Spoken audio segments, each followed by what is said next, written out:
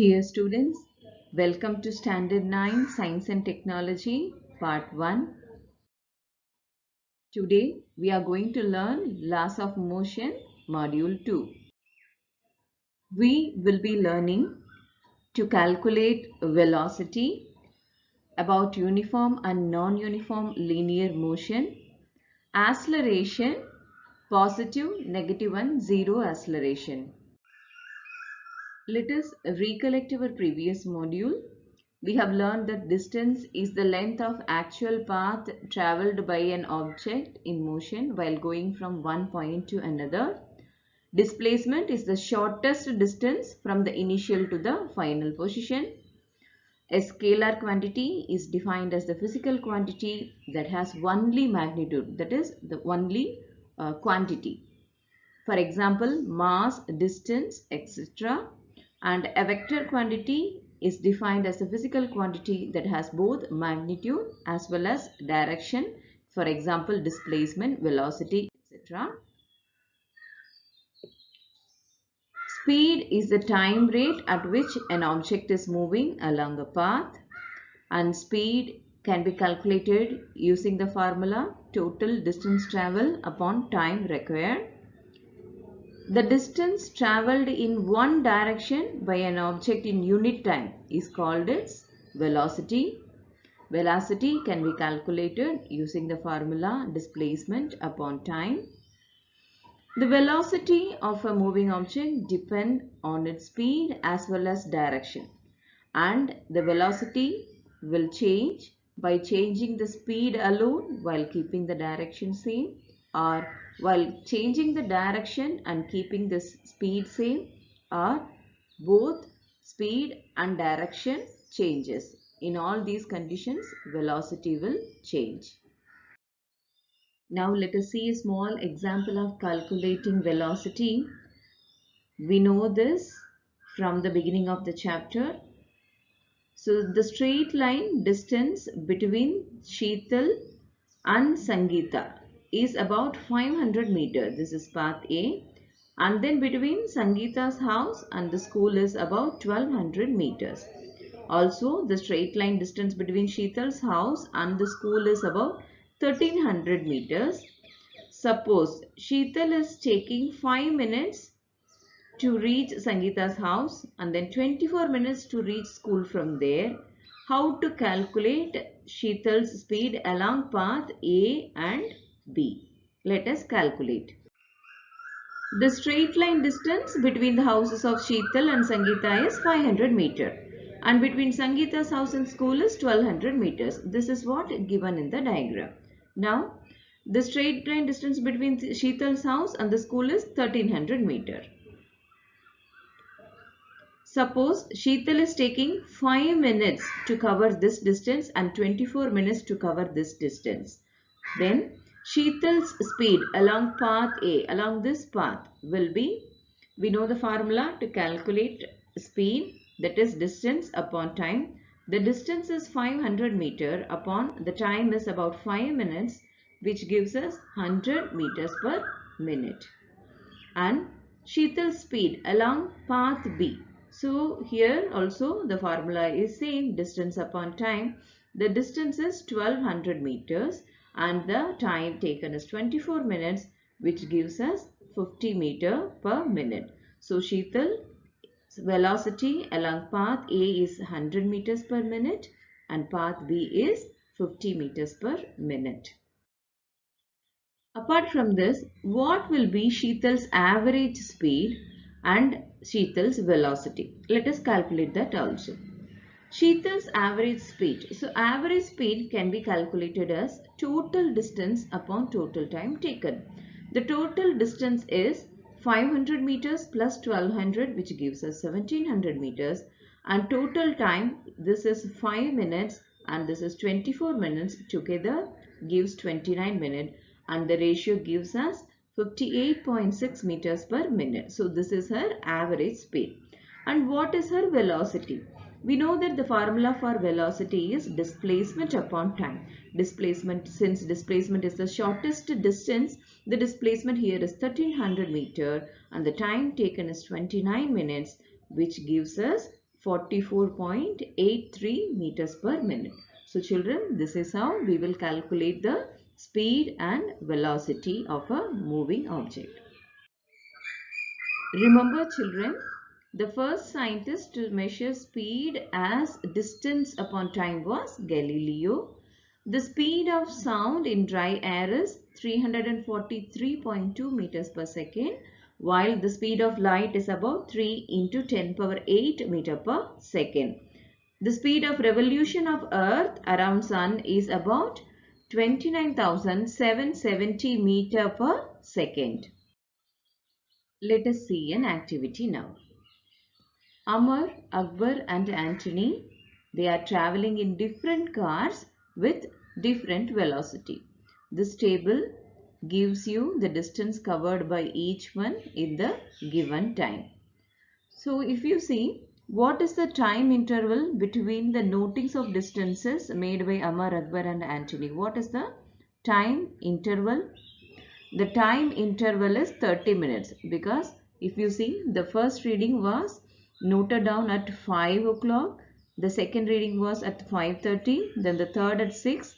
If you see, there is a gap of 30 minutes interval between the notings of the distances. Who has covered equal distance in equal time intervals? Children, you have to see who have travelled equal distances in equal time interval.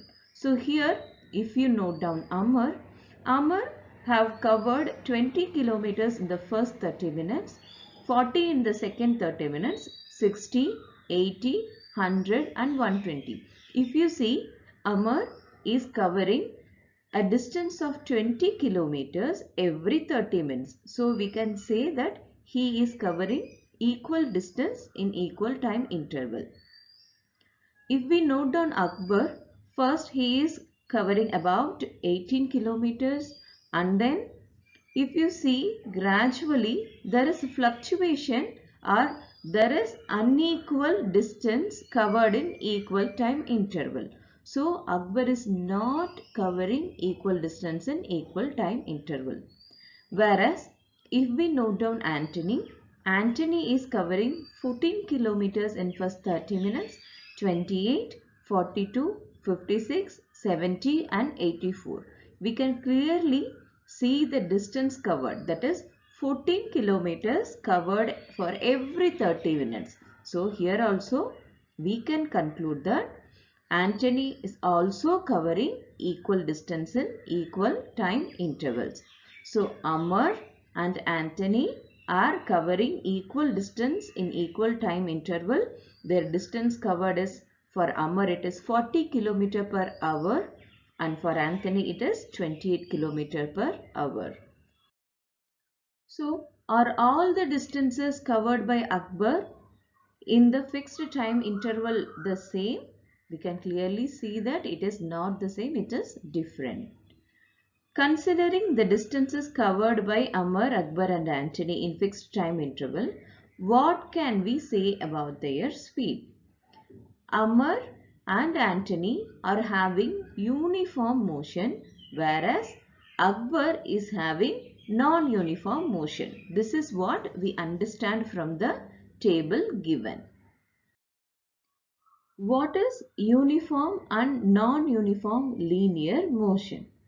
If an object is covering equal distance in equal time interval, that is, if an object is traveling with a steady speed, there is no change in speed, then we can say that it is said to be moving with uniform speed. Take for example this car, you can see it is moving, there is no change in speed at all. We can say that this car is moving with uniform speed.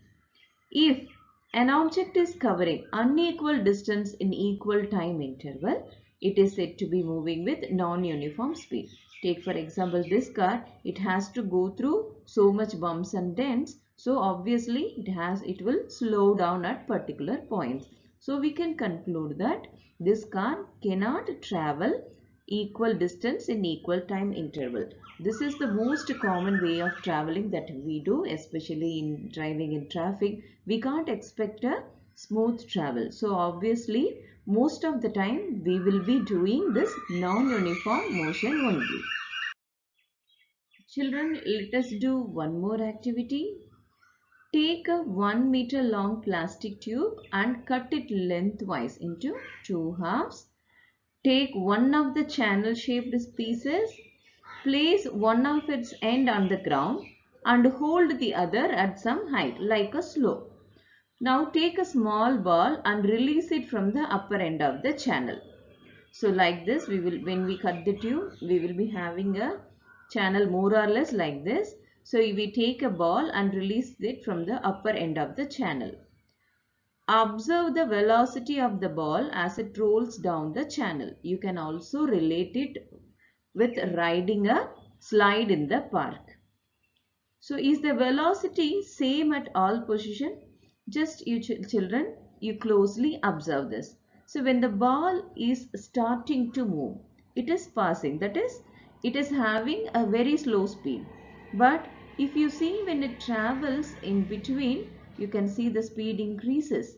Then obviously when it will reach the ground, it will slow down. But we can understand that the velocity is not same at all the points. That is, we can observe that in the beginning, that is the top, it is very slow.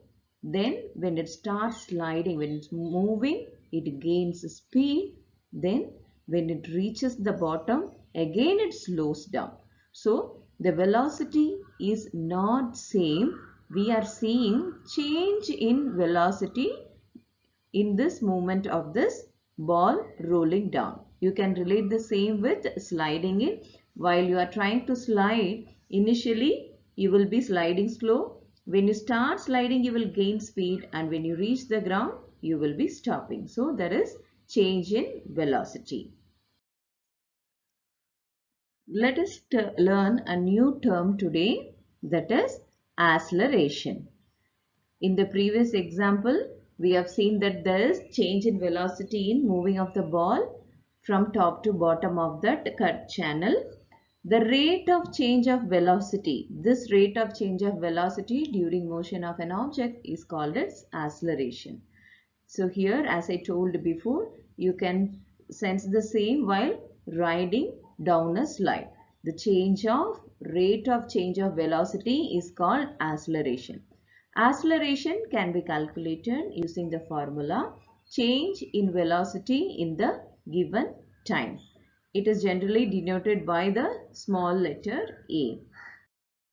Since we are talking about change in velocity, it means that initially an object is having a velocity and after time t, the velocity is changing. So, initial velocity is taken as u, and after time t, the change in velocity is taken as v.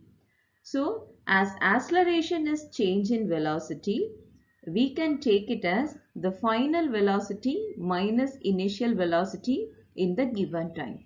Why we want to take final velocity first and initial velocity second? We can see that in most of the cases, the final velocity, that is after time t, the speed is increasing. So obviously we can expect more value for final velocity. So we are subtracting the initial velocity from final. It is just the difference. We are noting the change in velocity. So acceleration A can be taken as v minus u upon t, where v is the final velocity and u is the initial velocity. If the velocity of an object changes during a certain time period, then it is said to have accelerated motion. So children, when we will say that an object is accelerating, if the moving object's velocity changes during a certain time, we call it as accelerated motion. An object in motion can have two types of acceleration, children. If the velocity changes by equal amount in equal time interval, then the object is said to be in uniform acceleration. So if the change is equal in equal time interval, you have to note that there is a change, but the change is in equal quantity in equal time interval, then it is said to be in uniform acceleration, whereas we can guess easily non-uniform acceleration will be unequal changes in equal time interval. So acceleration is of two types, uniform acceleration and non-uniform acceleration. Now children, imagine a object or imagine a vehicle or a car you are going to start. Okay. Initially, the car will be at rest. Okay. When an object is at rest in the beginning of the motion, what will be its initial velocity? You have to think that the car is at rest. You are going to move the car. What will be its initial velocity? Yes, your guessing is correct. The initial velocity will be 0 because you are just going to start it. You are going to study the movement of the object. The object is not moving. You are going to start it. So the initial velocity will be 0. So when an object comes to rest, so okay, you have traveled and then you are going to stall the vehicle. You are going to stop the vehicle. That is, an object comes to rest at the end of its motion. So what will be its final velocity? Think children, you are going to stop the car. So you are going to stop the moving car. So that will be the final velocity. So you have started the car. After time t, you are going to stop the car. When you are starting the car, that is the initial velocity and it is traveling for time t, and after time t, you are stopping the car. What will be the final velocity?